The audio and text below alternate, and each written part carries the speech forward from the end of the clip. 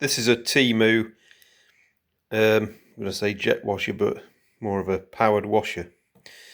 This is sold by Temu. It was about 27 GB pounds, and it's sold as being brushless. But whilst I was using it and it started getting dusk, I noticed sparks coming from the back end from here, which I thought was strange because brushless motors don't create sparks. So I thought I'd better investigate. So inside here, it's made in China, obviously. On the other side, I think there's a make. The make of this particular one, Day Plus, and then you've got the wand, which bayonets in the end. But anyway, getting back to the motor, yeah, this was sold as having a brushless motor, which quite clearly it doesn't.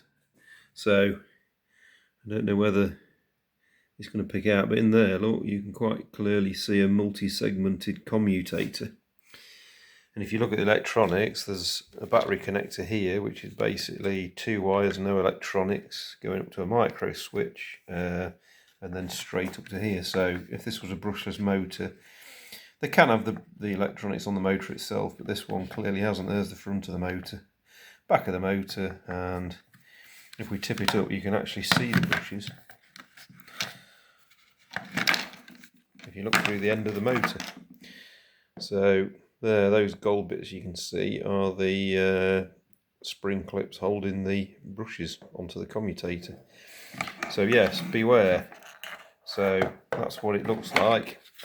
It's the one with like a finger guard over the trigger, orange handle. So yeah, I mean, it's all right for what it is, but if you buy something that's brushless, you expect it to have a brushless motor. So shame on you, Temu, for allowing one of your sellers to sell something under false pretenses. So I shall be getting back to Temu about this to find out what they're going to do about it.